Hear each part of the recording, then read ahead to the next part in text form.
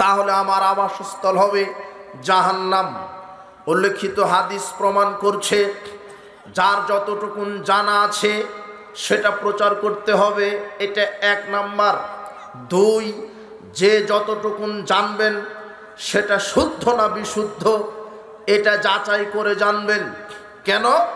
আমি যখন বলছি রাসূল সাল্লাল্লাহু আলাইহি সাল্লাম বলেছেন অমুক এই একটা হাদিস, অথচ সেটা যদি রাসূল সাল্লাল্লাহু আলাইহি সাল্লামের বলা না থাকে, রাসূল সাল্লাল্লাহু আলাইহি সাল্লামের নামে মিথ্যা হাদিস চালিয়ে দিলে, বলে দিলে আমার পরিণাম হবে জাহান্নাম।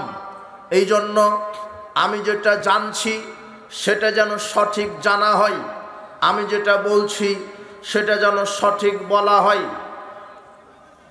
আবু সাঈদ খুদরি রাদিয়াল্লাহু আনহু বলছেন রাসূল সাল্লাল্লাহু আলাইহি ওয়াসাল্লাম বলেছেন, মান রাআ মিনকুম মুনকারান ফালুগাইয়িরু বিয়াদিহি, তোমাদের ভিতরে কেউ যদি ইসলাম বিরোধী কোনো কার্যক্রম দেখো সে যেন হাত দিয়ে বাধা দেয়।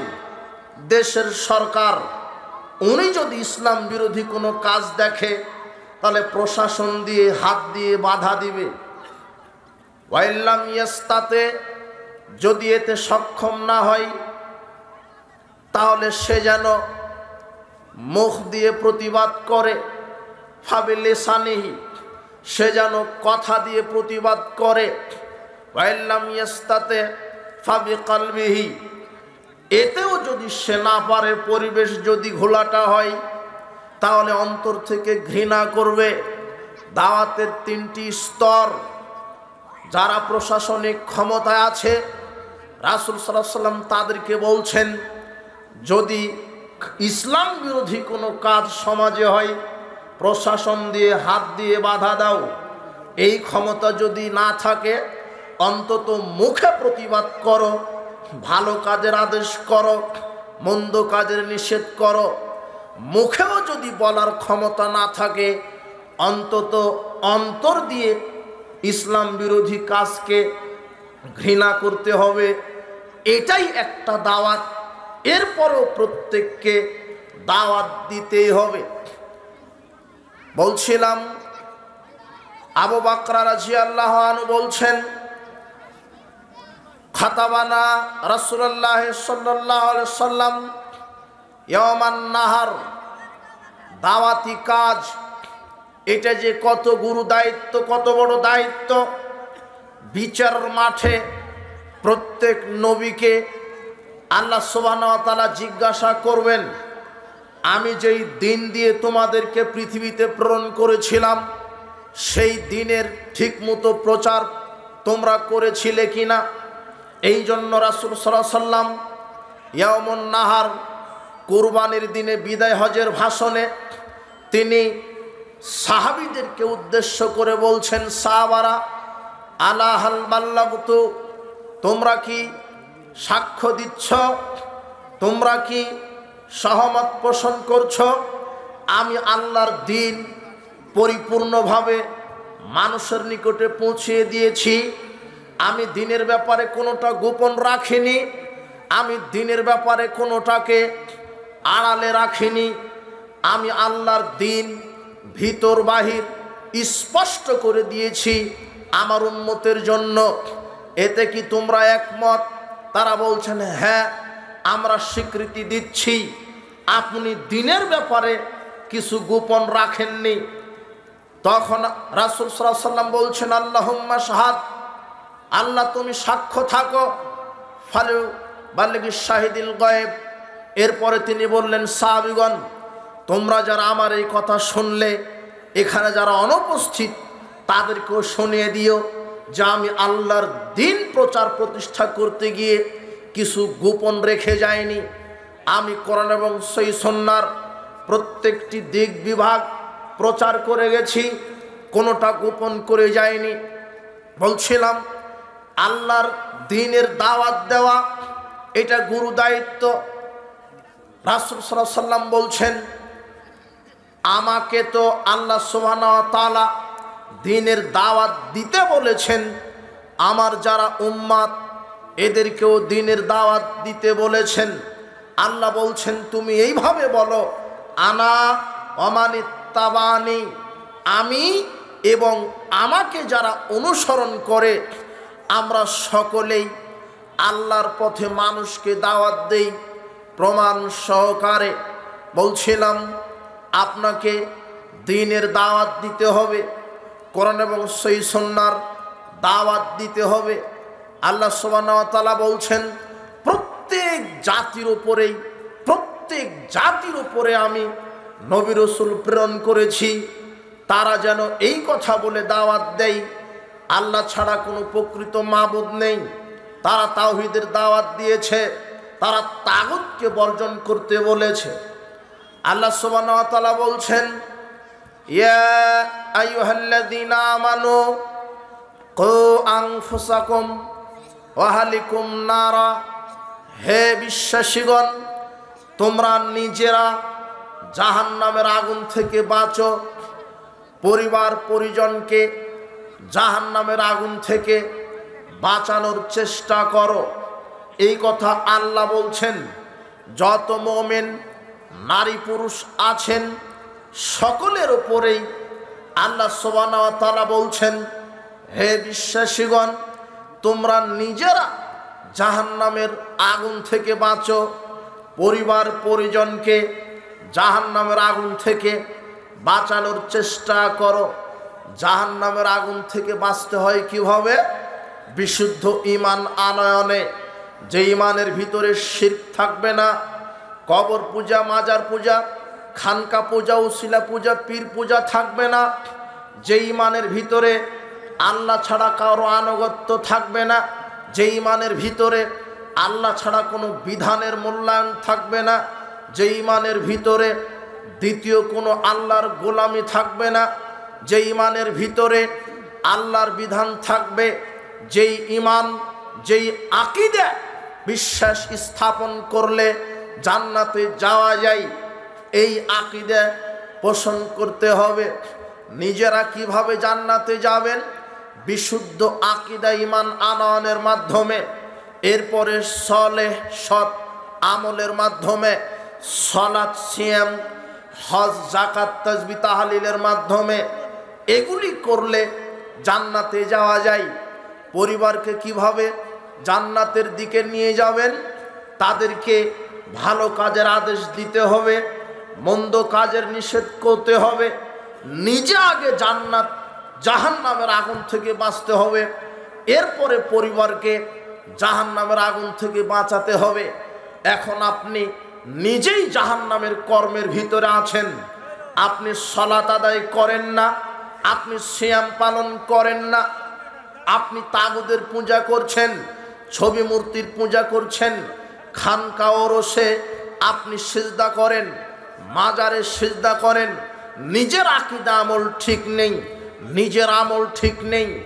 আপনি গান বাজনা শ্রবণ করেন, জাহেলিয়াতকে প্রতিপালন করেন, আপনি নিজে সুদের সাথে জড়িত, ঘুষের সাথে জড়িত, দুর্নীতির সাথে জড়িত, আপনার আচার আচরণ আখলাক পশু প্রাণীর মতো, আপনি হারামের সাথে জড়িত, না আছে আপনার সালাত, না আছে আপনার সিয়াম, আপনি জাহেলিয়াতকে চর্চা করছেন, গান বাজনা, অপসংস্কৃতি, সুদ ঘুষ জুয়া লটারি, জেনা ব্যভিচার, হারামখোর মাদকতার সাথে আপনি সম্পৃক্ত আছেন। আল্লাহ বলছেন তুমি জাহান্নাম থেকে বাঁচো, কিন্তু আপনিই জাহান্নামের ভিতরে আছেন। আপনি কি করে পরিবারকে জাহান্নামের আগুন থেকে বাঁচাবেন? এই জন্য আল্লাহ আগে বলছেন আগে তুমি বাঁচার চেষ্টা করো। তার মানে আমাকে জাহান্নাম থেকে বাঁচতে হবে কি করে?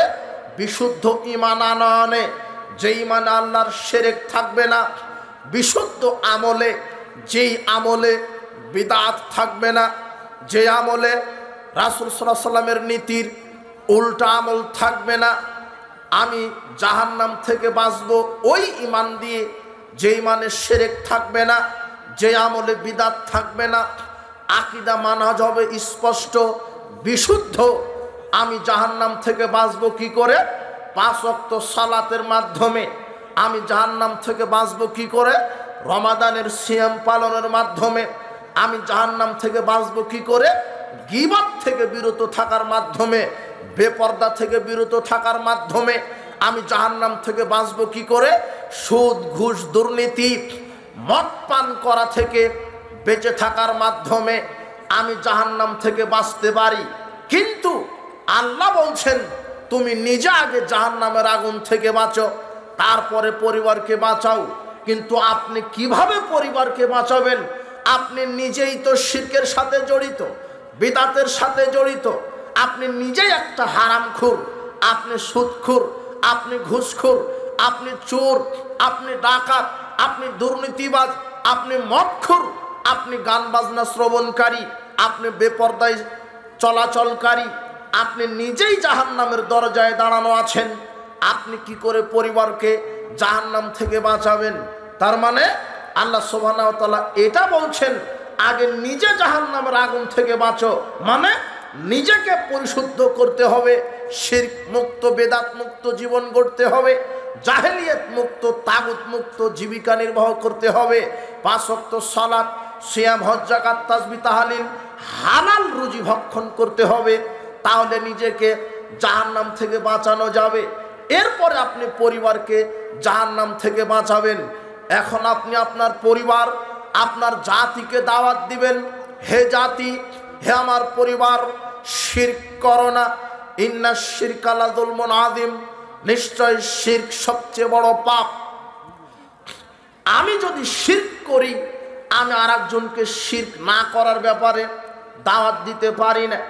আমি নিজেই যদি সালাত আদায় না করি, তাহলে আমি আরেকজনকে বলতে পারি না তুমি সালাত আদায় করো। আপনি নিজে সালাত আদায় করেন না, আপনি আপনার পরিবারকে বলতে পারবেন না, আপনার ছেলে, আপনার মেয়েকে, আপনার স্ত্রীকে বলতে পারবেন না যে তুমি সালাত আদায় করো। কেন? আমি নিজেই সালাত আদায় করি না। তাই আমাকে আগে সালাত আদায়কারী হতে হবে, তারপরে সালাতের দাওয়াত দিতে হবে। আমি নিজেই ঘুষখোর, আমি ওই মুখ দিয়ে বলতে পারি না ঘুষ খায়ও না। আমি নিজেই সুদখোর, আমি বলতে পারি না সুদ খায়ও না। আমি নিজেই বেপরদায় চলি। মা, আমি একজন মা, নিজেই বেপরদায় চলি। আমি আমার মেয়েকে বলতে পারি না বেপরদায় চলা যাবে না। তার মানে নিজেকে শরীয়তের উপরে অটল থাকতে হবে, তারপরে শরীয়তের দাওয়াত দিতে হবে। নিজেকে দ্বীনের বিধানের উপরে কায়েম রাখতে হবে, তারপরে দ্বীনের দাওয়াত দিতে হবে। এই জন্য আল্লাহ সুবহানাহু ওয়া তাআলা বলছেন আগে তুমি বাঁচো জাহান্নামের আগুন থেকে, তারপরে পরিবারকে বাঁচানোর চেষ্টা করো। বলছিলাম আপনি নিজে বাঁচবেন, এরপরে পরিবারকে বাঁচাবেন দ্বীনের দাওয়াত দিয়ে। ভালো কাজের আদেশ, মন্দ কাজের নিষেধ। ভালো কাজের আদেশ কিভাবে করবেন? আপনি বলবেন, নিজের পরিবারকে বলবেন, ছেলে মেয়েকে বলবেন, আম্মু আব্বু লা তাকরাবু জেনা। আল্লাহ বলছেন জেনার নিকটে যেও না, জেনা ব্যভিচারের নিকটবর্তী হয়েও না।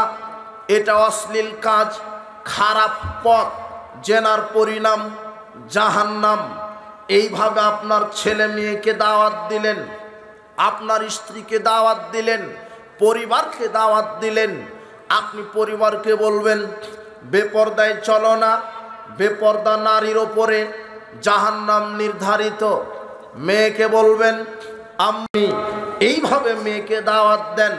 ছেলেকে বলেন মুরু আওলাদাকুম বিসসালাত ওয়া হুম আবনাউ সাবঈ সিনিন। সন্তানকে দাওয়াত দেন, 7 বছর হলে সালাতের আদেশ করেন, সালাতের ট্রেনিং দেন। ওয়াদরিবুহুম আলাইহা ওয়া হুম আবনাউ 10 সিনিন। 10 বছর হলে তাকে প্রহার করেন, প্রহার করে সালাতের জন্য তাকে ঠিক রাখেন। এটা আপনার পিতা হিসেবে, আপনার মা হিসেবে এটা আপনার দায়িত্ব। আপনি শিক্ষিতা নারী, আপনি একজন শিক্ষিতা মা, আপনার মেয়েটা এইভাবে বেপরদায় চলবে, আজানের পরে সালাত আদায় করে না, বেপরদায় চলে, আপনি একজন উপযুক্ত প্রকৃত মা নন। আপনি মা হওয়ার যোগ্যতা হারিয়ে ফেলেছেন। প্রকৃত মা তো সেই যে তার মেয়েকে, যে তার ছেলেকে পর্দায় রাখবে, সালাতের জন্য আদেশ করবে, আজানের পরে সালাতের জন্য বাধ্য করবে। প্রকৃত মা তো সেই যে তার ছেলে মেয়েকে সঠিক শিক্ষা দিবে, প্রকৃত বাবা তো সেই যে তার সন্তানকে সঠিক শিক্ষা দিবে। আল্লাহ সুবহানাহু ওয়া তাআলা বলছেন, তুমি নিজে জাহান্নামের আগুন থেকে বাঁচো, পরিবারকে জাহান্নামের আগুন থেকে বাঁচাও। তার মানে আপনি নিজে ইসলাম মানবেন, তারপরে সেই ইসলামের বিধান পরিবারের উপরে প্রয়োগ করবেন। আপনার ছেলে মেয়েকে শিক্ষা দিবেন কোরআন এবং সহিহ হাদিসের শিক্ষা, তাওহীদের শিক্ষা। লোকমান হাকিম তার সন্তানকে বলছেন, ইয়া বুনাইয়া লা তুশরিক বিল্লাহ, হে আমার আদরের সন্তান, হে আমার আদরের ছেলে, তুমি আল্লাহর সাথে শিরক করো না। ইন্নাশ শিরকা লা যুলমুন আযীম, নিশ্চয় শিরক সবচেয়ে বড় পাপ। লোকমান হাকিম তার ছেলেকে এই যে দেখেন দ্বীনের জ্ঞান শিক্ষা দিচ্ছেন। শিরক সবচেয়ে বড় পাপ। কবরে ফুল দিলে, কবরে আগরবাতি মোমবাতি দিলে, কবরে ছামেনা টাঙালে, কবরে সিজদা করলে, কবরের কাছে কিছু প্রার্থনা করলে, কবরবাসীর কাছে গিয়ে কিছু কামনা করলে, কবরবাসীকে কল্যাণকর কিছু মনে করলে শিরক হয়। মাজারে খানকায় সিজদা দিলে শিরক হয়। মাজারে মৃত পীর, কবরে পীর সাহেব জীবিত আছে, কবর থেকেই পীর সাহেব মানুষের ভালো মন্দ করতে পারে, পীর সাহেব সুপারিশ করে জান্নাত দিতে পারে। পীর সাহেবের দরগায় গরু খাসি মানত করলে পীর সাহেব খুশি হয়। এই আকীদা এগুলি শিরক, এগুলি বড় বড় শিরক। আপনার ছেলেকে বলেন, আব্বু তুমি শিরক করো না। কবর পূজা শিরক, মাজার পূজা শিরক, খানকা পূজা শিরক, পীর পূজা শিরক। গোটা এই পৃথিবীতে শয়তান শিরকের মাধ্যমে মানুষের ঈমানকে নষ্ট করে দিচ্ছে। লোকমান হাকিম তার ছেলেকে প্রথমেই তাওহীদের শিক্ষা দিলেন, তুমি শিরক করো না। তোমার কল্যাণদাতা, তোমার অকল্যাণদাতা, তোমার রিজিক দাতা, তোমার আইনদাতা, তোমার বিধানদাতা, তোমাকে ক্ষমাকারী একমাত্র আল্লাহ, পৃথিবীর কোনো দ্বিতীয় সত্তা নয়। তুমি আল্লাহর সাথে শিরক করো না, এটা প্রথম শিক্ষা। দ্বিতীয় বলছেন, আব্বু তুমি ভালো কাজ করো আর সঠিক কাজ করো, আল্লাহ তোমার সব কিছু দেখছেন। তুমি সাত আকাশের ওপরে হোক, সাত জমিনের নিচে হোক, আসমান জমিনের উপর নিচে, সমুদ্রের নিচে, গোপনে প্রকাশ্যে, সব কিছু আল্লাহর কাছে প্রকাশ্য। কাজেই অনুপরিমাণ ভালো কাজ করলে আল্লাহর নিকটে জবাব দিতে হবে, অনুপরিমাণ খারাপ কাজ করলেও আল্লাহ তোমাকে বিচার মাঠে ধরবেন। এরপরে ছেলেকে উপদেশ দিচ্ছে, ইয়া বুনাইয়া আকিমিস সালাহ, সালাত কায়েম করো। হে আমার আদরের সন্তান, তুমি সালাত কায়েম করো। এরপরে বলছেন, ওয়া আমুর বিল মারুফ ওয়া নাহি আনিল মুনকার, ভালো কাজের আদেশ দাও, মন্দ কাজের নিষেধ করো। ওয়াসবির আলা মা সাবাক, ধৈর্য ধারণ করো। জাতির সামনে যখন ভালো কাজের আদেশ করবে, মন্দ কাজের নিষেধ করবে, তখন জাতি তোমাকে বাধা দিবে, পরিবার তোমাকে বাধা দিবে, সমাজের এক শ্রেণীর ভ্রান্ত নেতারা তোমাকে বাধা দিবে, সমাজের এক শ্রেণীর এই কাঠমোল্লারা তোমাকে বাধা দিবে, সমাজের রাষ্ট্রীয় প্রশাসন থেকেও বাধা আসবে। চার শ্রেণী তোমাকে বাধা দিবে।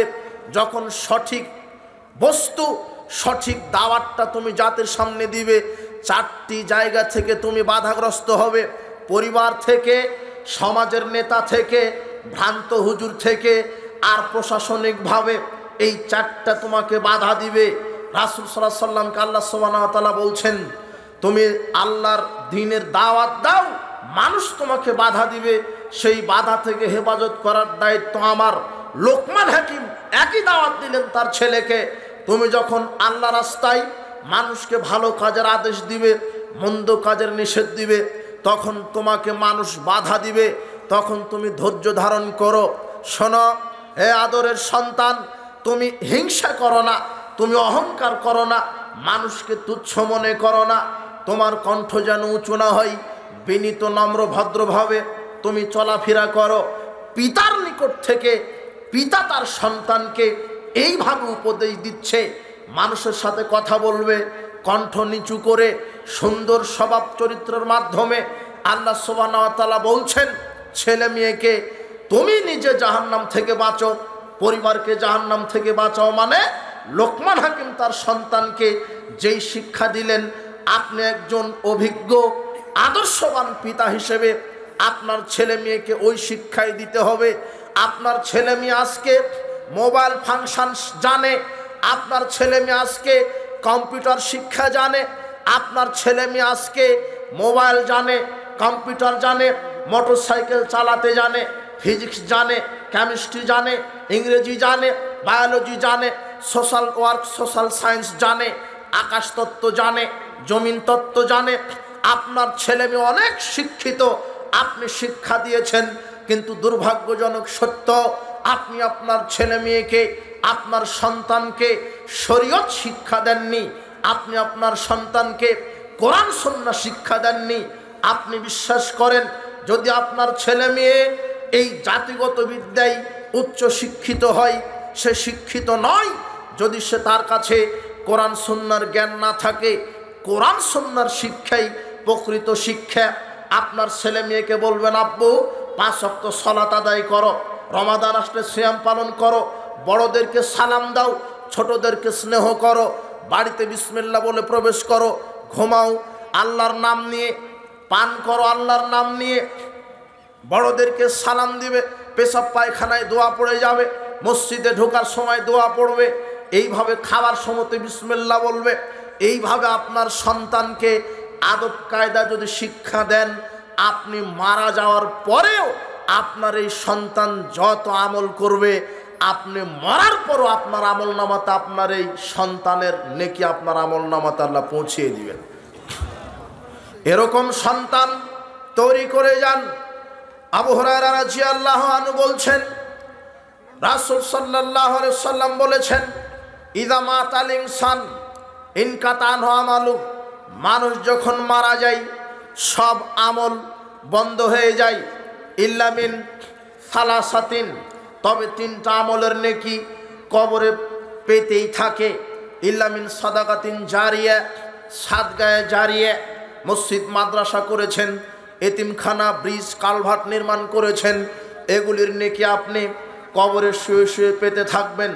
আও ইলমিন ইউনতাফাউ বিহি, ওই বিদ্যা যেই বিদ্যা আপনি প্রচার করেছেন, নিজে অর্জন করেছেন, প্রচার করেছেন, আপনার ওই বিদ্যা যত মানুষ কাজে লাগাবে সব মানুষের যত নেকি, আপনার একাই তত নেকি হবে।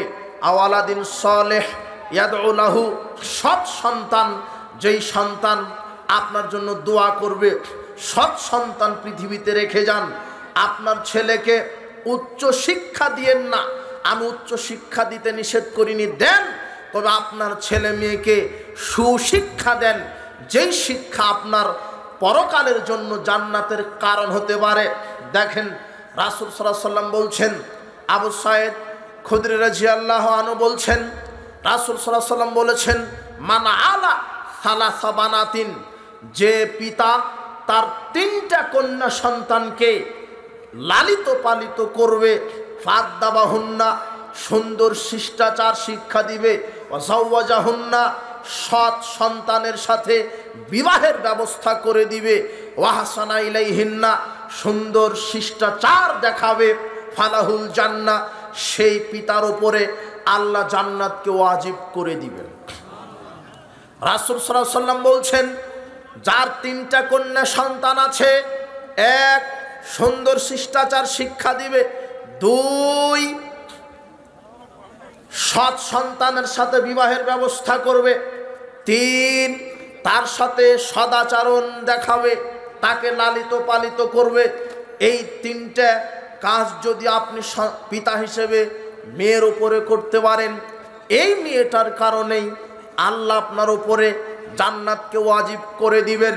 কিন্তু আপনি লক্ষ্য করেন তো, আপনার যে মেয়েটা আজকে আপনি প্রতিপালন করেছেন, যে মেয়েকে আপনি শিষ্টাচার শিক্ষা দেননি, যেই মেয়ের সাথে আপনি সদাচরণ করেননি, যেই মেয়েকে আপনি দিন শিক্ষা দেননি, আপনার মেয়েকে আপনি নষ্ট করেছেন।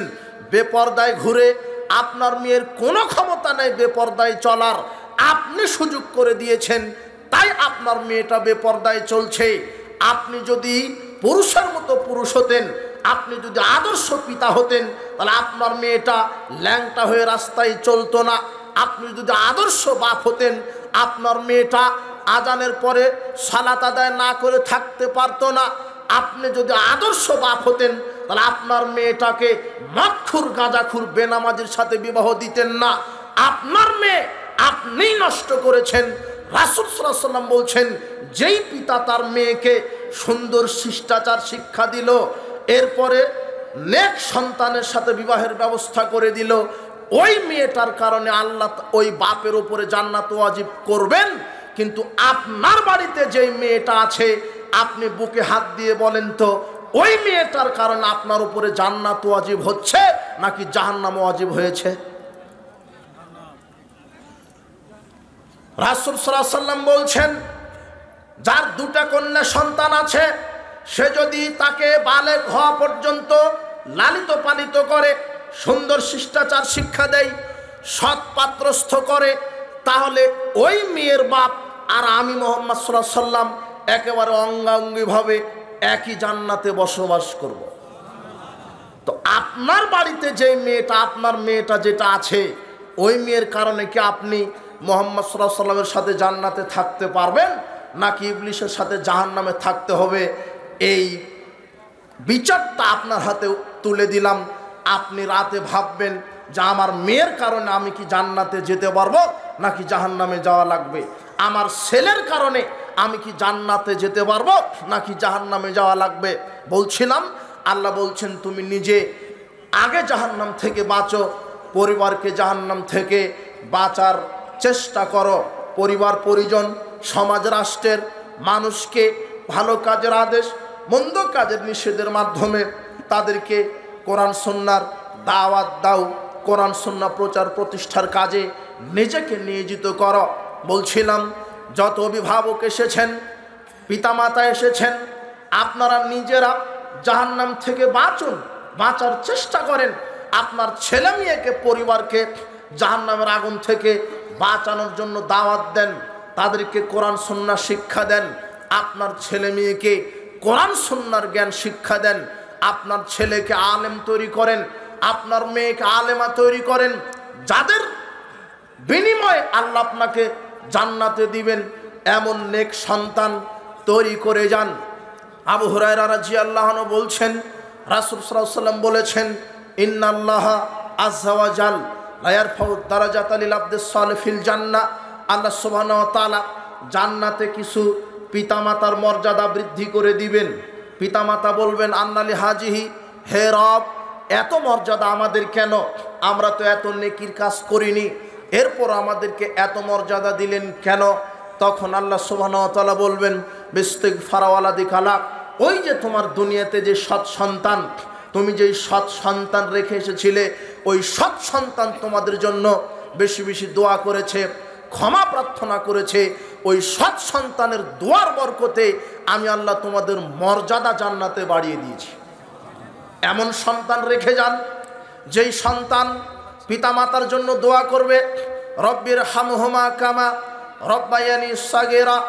পিতা যখন মারা যাবে তখন বলতে পারবে, সালাতের পরে কবরের পাশে গিয়ে দুই হাত আকাশের দিকে উত্তোলন করে এই নেক সন্তান বলবে, আল্লাহুম্মা গফির লাহু ওয়ারহামহু ওয়াফু আনহু ওয়াকরিম নুজুলাহু ওয়াসি মাদখালাহু ওয়াগসিলহু বিল মাই ওয়াসসালজি ওয়াল বারাদ ওয়ানাক্কিহি মিনাল খাতায়া কামা ওয়ানাক্কাস সাওবুল আবিয়াদু মিনাদ দানাসি আবদিলহু দারান খায়রাম মিন দারিহি ওয়াহলান খায়রাম মিন আহলিহি ওয়া যাওজান খায়রাম মিন যাওজিহি ওয়াদখিলহুল জান্নাহ ওয়াইদহু মিন আযাবিল কবরে ওয়া মিন আযাবিন নার। আল্লাহ, আমার বাপকে ক্ষমা করো, আমার বাপের উপরে রহমত নাজিল করো, তাকে সম্মানজনক অতিথিয়তা মেহমানদারিতা প্রদান করো, তার থাকার জায়গা প্রশস্ত করো, তার পাপকে বরফ দ্বারা, পানি দ্বারা, শিশির দ্বারা ধুয়ে দাও, তাকে জান্নাতবাসী করো, তাকে দুনিয়াতে যেই ঘর আছে সেই ঘরের চাইতে উত্তম ঘর তাকে দান করো, দুনিয়াতে যেই সঙ্গী রেখে গেছে তার চাইতে উত্তম সঙ্গী দান করো, দুনিয়াতে যেভাবে ছিল তার চাইতে উত্তম প্রতিনিধি দান করো, তাকে জান্নাতবাসী করো, তার পাপ ক্ষমা করো, জাহান্নামের আগুন থেকে বাঁচিয়ে দাও। এইভাবে আপনার নেক সন্তান আপনার জন্য দোয়া করবে। আপনি নেক সন্তান তৈরি করবেন কিভাবে? কোরআন সুন্নাহর শিক্ষা দানের মাধ্যমে। কোরআন সুন্নাহ যদি না শিখে তাহলে দুনিয়াবি শিক্ষা দিয়ে আপনার উপকারে আসবে না আপনার সন্তান, আপনার জন্য দোয়াও করতে পারবে না, আপনার জন্য জান্নাতের কারণ হবে না। বলছিলাম প্রত্যেকেই যে যেখানে আছেন কোরআন এবং সহিহ সুন্নাহর দাওয়াত দিতে হবে। শিরক বিদাতের বিরুদ্ধে, সুন্নাহ তাওহীদের পক্ষে সমাজ সংস্কার করতে হবে। মানুষের আকীদা আমল পরিবর্তনের জন্য জিহাদ করতে হবে। বর্তমান সমাজে আকীদা মানহাজ, ভ্রান্ত আকীদা মানহাজ লালন করছে এক শ্রেণীর মানুষ। বর্তমান সমাজে আমল করছে যে আমল রাসূল সাল্লাল্লাহু আলাইহি ওয়াসাল্লামের সাথে মিল নেই, যে আকীদা পোষণ করছে শিরকি আকীদা। তাহলে আপনাকে কি করতে হবে? সঠিক তাওহীদের এবং সঠিক সুন্নাহর আপনাকে জ্ঞান নিজে অর্জন করতে হবে।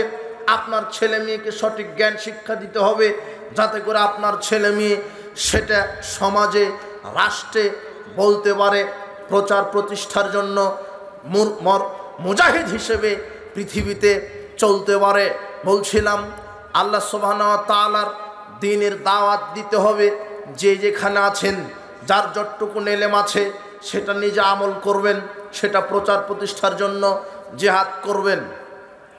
আল্লাহ সুবহানাহু ওয়া তাআলা বলছেন, ওয়ামান আহসানু কাওলাম মিম্মান দাআ ইলাল্লাহ ওয়া আমিলা সালিহাও ওয়া ক্বালা ইন্নানি মিনাল মুসলিমিন। আল্লাহ বলছেন ওই ব্যক্তির চেয়ে উত্তম আর কে, যে নিজে আল্লাহর পথে মানুষকে ডাকে, নিজে সৎ আমল করে এবং বলে আমি একজন মুসলিম। তার মানে আমাকে যেটা দাওয়াত দিতে হবে সেটা নিজেকেও পালন করতে হবে। আমি যেটা মানুষকে প্রচার করব সেটা নিজেকে পালন করতে হবে। আমি বলছি সুদ খেও না, আমি নিজেই সুদ খাই, তাহলে আমি মুনাফিক, পরিণাম জাহান্নাম। আমি বলছি সালাত আদায় করো, আমি নিজেই সালাত আদায় করি না, আমি মুনাফিক, আমার পরিণাম জাহান্নাম। আল্লাহ বলছেন ওই ব্যক্তির চেয়ে উত্তম কে হতে পারে, যে নিজে আল্লাহর পথে মানুষকে ডাকে এবং নিজে আল্লাহর পথে কায়েম থাকে এবং বলে আমি একজন প্রকৃত মুসলিম। আমরা এই আয়াতের উপরে আমল করব। আমরা মানুষকে যেটা বলবো সেটা নিজে সম্পাদন করব, নিজে মুসলমানিত্বের উপরে টিকে থাকব।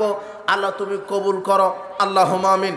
আল্লাহ সুবহানাহু ওয়া তাআলা বলছেন ওয়াল আসরে, সময়ের কসম, ইন্নাল ইনসানা লাফি খুসর, নিশ্চয় মানুষ ক্ষতির মধ্যে রয়েছে। যারা মানুষ তারা ক্ষতির মধ্যে রয়েছে। ইল্লাল্লাযিনা আমানু ওয়া আমিলুস সালিহাতি ওয়া তাওয়াসাউ বিল হক ওয়া তাওয়াসাউ বিস সাবর। তবে চারটা বৈশিষ্ট্য যাদের ভিতরে আছে তারা ক্ষতিগ্রস্ত নয়। এক, জেনে বুঝে যারা ঈমান এনেছে, ঈমানের সাথে শিরক করেনি। দুই, যারা সৎ আমল করেছে, বেদাত করেনি। তিন, যারা হকের উপদেশ দিয়েছে। চার, যারা ধৈর্যের উপদেশ দিয়েছে পরস্পরের। বলছিলাম চারটা গুণ যদি আপনার ভিতরে থাকে তাহলে আপনি সফল কাম, যদি না থাকে আপনি ক্ষতিগ্রস্ত। চারটা গুণ কি? জেনে বুঝে ঈমান। চারটা গুণ কি? জেনে বুঝে ঈমান। যে ঈমানে শিরক থাকবে না, যে ঈমানে শিরক থাকবে না, যে ঈমানে মুনাফিকি থাকবে না, যে ঈমানে তাগুত থাকবে না, যে ঈমানের ভিতরে কুফর থাকবে না, যে ঈমানের ভিতরে শিরক নেই, তাগুত নেই, মুনাফিকি নিফাক নেই, কুফর নেই, ওই ঈমানটাই মানুষকে জান্নাতে নিয়ে যাবে। আল্লাহ সুবহানাহু ওয়া তাআলা বলছেন প্রত্যেকটা মানুষ ক্ষতির মধ্যে নিমজ্জিত, তবে ওরা ক্ষতির মধ্যে নিমজ্জিত নয় যারা জেনে বুঝে ঈমান আনে, যে ঈমানে নিফাক নেই, কুফর নেই, শিরক নেই, যে ঈমানে তাগুত নেই। এই ঈমানটা মানুষকে জান্নাতে নিয়ে যাবে। আর যে আমলের ভিতরে বেদাত নেই, রাসূল সাল্লাল্লাহু আলাইহি ওয়াসাল্লাম যেটা করেননি এমন আমল করবেন না।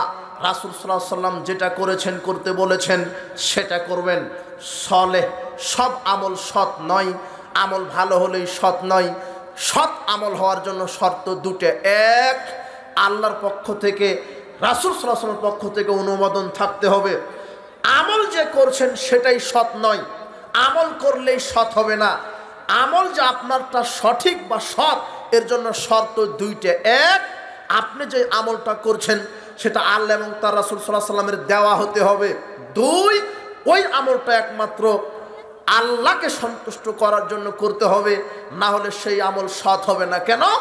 আপনি হজ করছেন, হজের নিয়ম নীতি আল্লাহ যেভাবে বলেছেন ওইভাবেই করতে হবে, নিজস্ব নিয়ম নীতিতে কোনো আমল চলবে না, এটা হলো সৎ। কিন্তু হজ আপনি করছেন, নিয়ম নীতিও ঠিক আছে, কিন্তু হজ করে এসেছেন মানুষকে দেখাবার জন্য, আল্লাহকে সন্তুষ্ট করার জন্য নয়, তাহলে আপনার ইখলাসটা ঠিক নেই, তাহলে ওই হজটা আপনার সৎ আমল হলো না। আপনি সালাত আদায় করছেন কিন্তু মানুষকে দেখাবার জন্য, আপনি দান করছেন মানুষকে দেখাবার জন্য, আপনি বক্তৃতা দেন মানুষের নিকটে সম্মান করানোর জন্য, আপনি কারি মাওলানা সাহেব, মানুষ যেন আমাকে বড় কারি বলে এই নিয়তে। কারি কোরআন তেলাওয়াত করা ভালো আমল, কিন্তু নিয়ত যদি থাকে খারাপ তাহলে ওটা সৎ আমল নয়। হজ করা ফরজ ভালো আমল, কিন্তু আল্লাহকে সন্তুষ্ট করা বাদ দিয়ে মানুষকে সন্তুষ্ট করার জন্য যদি হজ করেন তাহলে ওটা সৎ আমল নয়।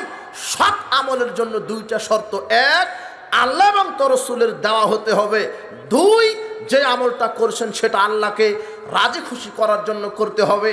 বলছিলাম সব মানুষ ক্ষতির মধ্যে নিমজ্জিত, তবে যারা ঈমান এনেছে শিরক করেনি, যারা আমল করেছে বেদাত করেনি। তিন, যারা পরস্পর হকের উপদেশ দাওয়াত দিয়েছে। চার, যারা পরস্পর ধৈর্যের উপদেশ দাওয়াত দিয়েছে। এই চারটা গুণ যদি আপনার ভিতরে থাকে, দেখেন আপনার ভিতরে আছে কিনা। যদি থাকে তাহলে আপনি সফল কাম, যদি না থাকে আপনি ক্ষতির মধ্যে আছেন। বলছিলাম আল্লাহ সুবহানাহু ওয়া তাআলা বলছেন ওই ব্যক্তির চেয়ে উত্তম ব্যক্তি আর কে, যে নিজে কোরআন হাদিসের দাওয়াত দেয় এবং নিজে কোরআন হাদিস মেনে চলে এবং বলে আমি একজন পাক্কা মুসলিম।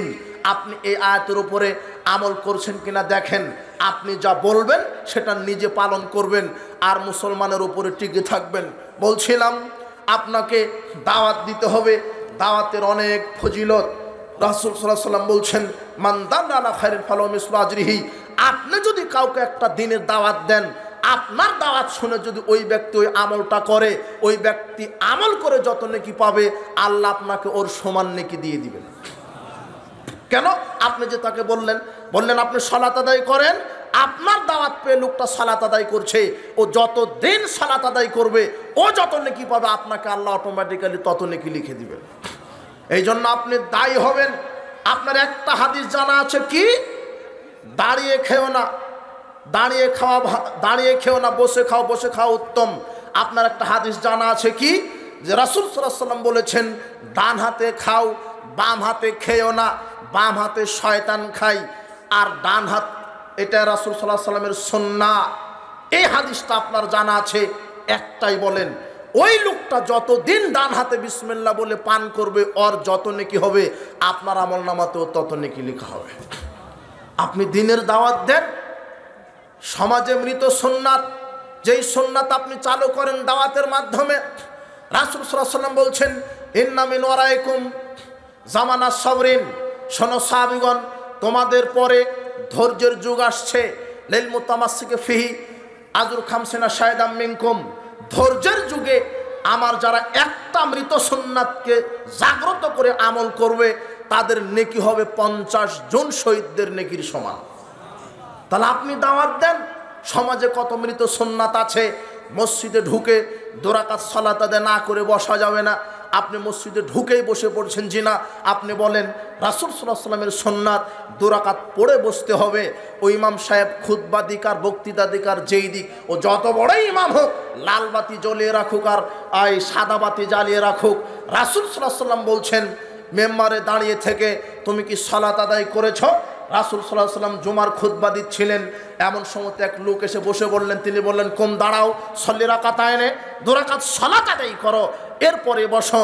রাসূল সাল্লাল্লাহু আলাইহি ওয়াসাল্লাম খুতবা দিতে সালাত চলে, কিন্তু আপনার মসজিদের এই এক শ্রেণীর এই মূর্তি খুতবা দেয়, ওই সময় লাল বাতি চলে। তার মানে এরা মুফতি হওয়ার যোগ্যতা হারিয়ে ফেলেছে। তার মানে সুন্নাত পড়েই বসতে হবে, এ কথাই ঠিক। বলছিলাম আপনি মৃত সুন্নাত চালু করেন, জোরে আমিন বলা সুন্নাত, রাফাল আদান করা সুন্নাত, এগুলি সুন্নাহ দ্বারা প্রমাণিত। কাজেই যারা হাদিসকে ব্যঙ্গ করছে আল্লাহ তাদেরকে হেদায়েত দান করুন। বলছিলাম আপনাকে দাওয়াত দিতে হবে ইন্নাদ দীনা বাদা গরিবান সাউদু কামা বাদা। দিন এসেছে গরিবদের উপরে, আবার ও অবস্থায় ফিরে যাবে।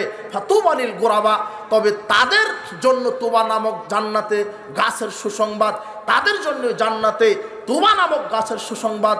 ওহমুল্লাযিনা ইসলিহুনা মাফসাদান নাস মিন বাদি মিন সুন্নতি, যারা দ্বীনের দাওয়াতের মাধ্যমে সমাজ সংস্কার করবে, যারা বেদাতকে হটিয়ে সুন্নাহ চালু করবে, যারা শিরককে হটিয়ে তাওহীদ চালু করবে, এদের জন্যই জান্নাতে তুবা নামক গাছের সুসংবাদ। আপনাদেরকে দ্বীনের দায়ী হতে হবে, যে যতটুক জানেন সেটা নিয়ে প্রচার প্রতিষ্ঠা করতে হবে। বলছিলাম দ্বীনের দাওয়াত দিবেন, দাওয়াত দিলে লাভ কি? আপনার দাওয়াতে যত লোক হেদায়েত আসবে, যত লোক যত নেকি পাবে, আল্লাহ ওই প্রতিদান দিবেন। আবু হুরায়রা রাদিয়াল্লাহু আনহু বলছেন, রাসূল সাল্লাল্লাহু আলাইহি ওয়াসাল্লাম বলেছেন, মান দা ইলা হুদান কানা লাহু মিনাল আজরি, যে ব্যক্তি কাউকে সঠিক পথ দেখালো তার জন্য নেকি আছে, মিসলু উজুরে মান তাবিয়াহু, যে অনুসারীর জন্য যে নেকি আছে, লা ইয়ানকুসু যালিকা মিন উজুরিহিম শায়া, অনুসারীর নেকি যত, যে দাওয়াত দিল তার নেকি তত, অনুসারীর নেকি থেকে কম হবে না। আপনি যদি কাউকে দ্বীনের সঠিক দাওয়াত দেন, ওই দাওয়াত পেয়ে যে যত আমল করবে, ওই আমলের নেকি আপনার উপরে আল্লাহ দিয়ে দিবেন। অনুরূপভাবে মান দা ইলা দালালাতিন, আপনি যদি খারাপ পথের দাওয়াত দেন, কানা আলাইহি মিনাল আসামে, আপনার জন্য পাপ হবে। পাপের দাওয়াত দিলে পাপ হবে। মিসলু আসামি মান তাবিয়াহু, যেমন পাপী লোক পাপ করে যত পাপ হবে, আপনার কথাতে লোকটা পাপ করছে, আপনার অনুরূপ পাপ হবে। লা ইয়ানকুসু যালিকা মিন আসামিম শায়া, তার পাপের কমতি করা হবে না।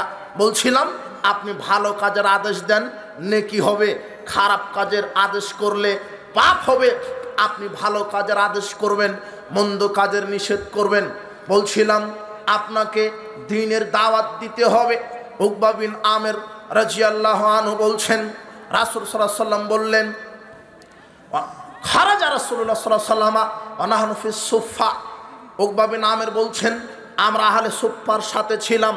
রাসূল সাল্লাল্লাহু আলাইহি ওয়াসাল্লাম আমাদের নিকটে আসলেন, এসে বলছেন, আইয়ুকুম হিব্বু আয়াকদুয়া কুল্লা ইয়াউমিন ইলা বুতহান আও ইলাল আকিক, তোমাদের মধ্যে কে এমন আছে যে বুতহান নামক বাজার, বুতহান নামক এলাকায় বা আকিক নামক বাজারে যাবে, ফায়াতিবি নাকাতাইনে কাও মাওয়াইনে, দুটা মোটা তাজা উটনি নিয়ে আসবে, ফিগারে ইসমিনুল্লাহ কাতি রাহমিন, চুরি করাও নয়, ছিনিয়ে আনাও নয়, চুরি করেও নয়, ছিনিয়ে আনাও নয়, আকিক নামক বাজারে যাবে, মোটা তাজা দুটি উটনি নিয়ে আসবে। এটা কে চাও?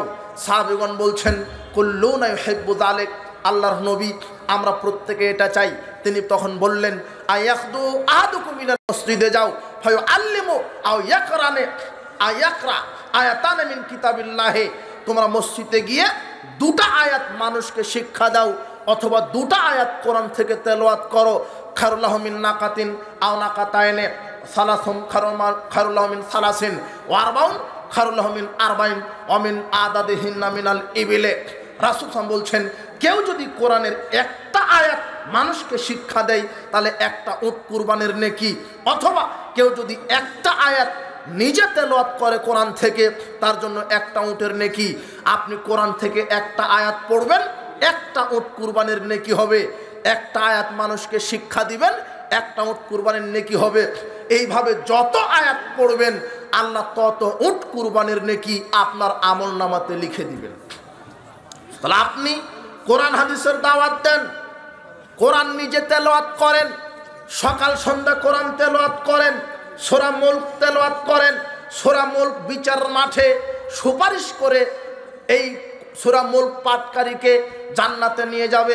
হিয়াল মানিয়াতো হিয়াল মুনজিয়াতো তুনজিহি মিন আযাবিল কবরে। রাসূল সাল্লাল্লাহু বলছেন, সূরা মুলক মানুষকে কবরের শাস্তি থেকে বাধা প্রদান করবে, কবরের শাস্তি হতে দিবে না। বলছিলাম আপনি কোরআন তেলাওয়াত করবেন, নিজে কোরআন প্রচার করবেন, যতটুক জানবেন নিজে আমল করবেন, মানুষকে শিক্ষা দিবেন। আরেকটি কথা, যেটা নিজে বলবেন সেটা মেনে চলবেন। আল্লাহর নিকটে এটা ঘৃণিত যে তোমরা যেটা বলো নিজেরাই তোমরা করো না। তার মানে আমি যেটা বলছি সেটা আমাকে নিজে আমলে সম্পাদন করতে হবে। উপস্থিত বৈঠকের মুসলিম দিনী ভাই বোন, আপনাদেরকে বলছি, কোরআন এবং সহিহ সুন্নাহ প্রচার করতে হবে, নিজে জীবনে বাস্তবায়ন করতে হবে। আজকের এই ইসলামী জালসায় যত নারী পুরুষ উপস্থিত হয়েছে, আল্লাহ সুবহানাহু ওয়া তাআলা প্রত্যেককে কোরআন সুন্নাহ বোঝার এবং সার্বিক জীবনে মানার তৌফিক দান করুন, আল্লাহুম্মা আমিন। যাদের পিতা মাতা মারা গেছেন কবর শাস্তি মাফ করুন, যাদের পিতা মাতা অসুস্থ আরোগ্যতা দান করুন। যত ছাত্র যুবক ভাইরা এসেছো, আল্লাহ তোমাদেরকে দিনের খাদেম হিসেবে কবুল করুন, আল্লাহর সৈনিক হিসেবে কবুল করুন। তোমাদের মেধা প্রজ্ঞা আল্লাহ বাড়িয়ে দিন। বিচার মাঠে এই ইসলামী জালসার জন্য আমাদের জন্য আল্লাহ নাজাতের উসিলা হিসেবে কবুল করেন, আল্লাহুম্মা আমিন। সুবহানাকা আল্লাহুম্মা ওয়া বিহামদিক আশহাদু আল্লা ইলাহা ইল্লা আনতা আস্তাগফিরুকা ওয়া আতুবু ইলাইক। আরেকটি কথা, দারুল হাদিস আস-সালাফি ইসলামী কমপ্লেক্স আমার প্রতিষ্ঠিত পরিচালিত একটি প্রতিষ্ঠান, সেটা টাঙ্গাইল ঘাটাইলের মাটিতে। ওখানে ক্লাস 1 থেকে ক্লাস 8 পর্যন্ত আরবি, বাংলা, উর্দু সব বাচ্চাদেরকে শেখানো হয়। ভর্তি চলছে, ক্লাসও শুরু হয়েছে এবং হেফজ বিভাগও আছে। কাজে আপনারা দোয়া করবেন আল্লাহ সুবহানাহু ওয়া তাআলা সালাফি মানহাজের ওপর প্রতিষ্ঠিত আমার এই দারুল হাদিস ইসলামী কমপ্লেক্সকে যেন আল্লাহ কবুল করেন, আল্লাহুম্মা আমিন। আসসালামু আলাইকুম ওয়া রাহমাতুল্লাহি ওয়া বারাকাতুহু।